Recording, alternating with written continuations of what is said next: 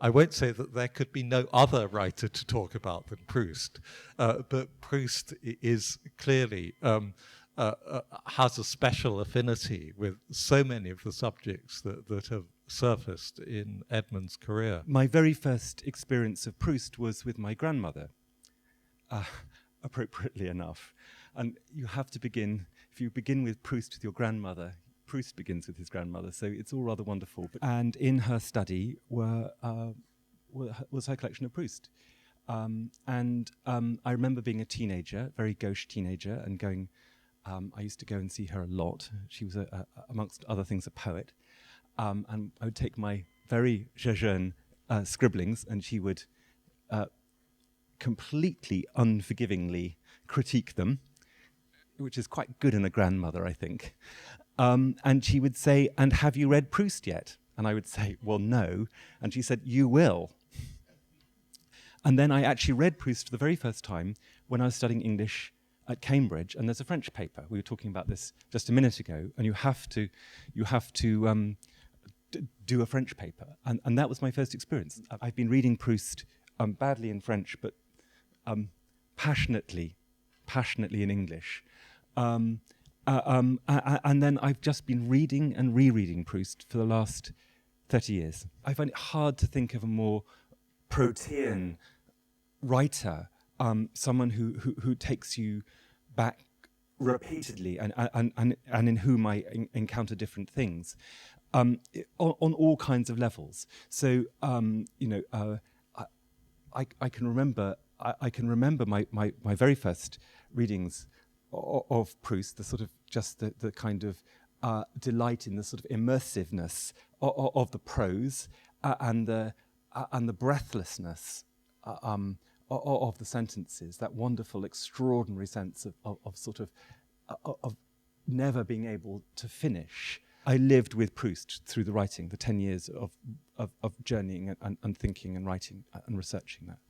Part of my attempt to write this family story was an attempt to understand how you can animate places, rooms, detail, furniture through the prism of memory. So how could I not be profoundly thinking the whole time about Proust? It's fiction. I mean, that's the point. Proust is he writes fiction. It's not there are all these correspondences, but and so I dreaded bringing Proust down into anecdote within the novel, the novels that make up À la Recherche.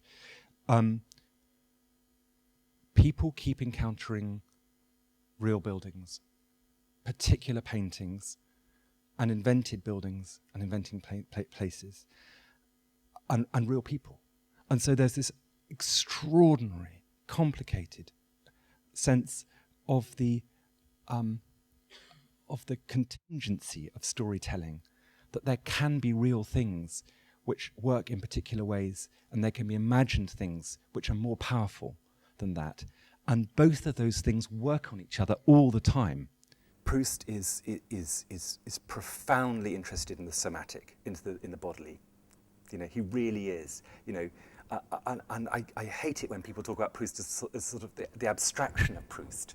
You know, well, no. You know, Proust is profoundly interested in how, in the somatic responses, the bodily responses to things. Is there ever a writer who has made more demands in terms of the amount of time you take to read and reread? And that's kind of wonderful, you know, it really is. It's because you know, it doesn't do that thing about the perfect lyrical closure that we kind of have got used to in you know, from the 20s onwards in terms of it just doesn't do that. It just provokes, because you can't rush Proust.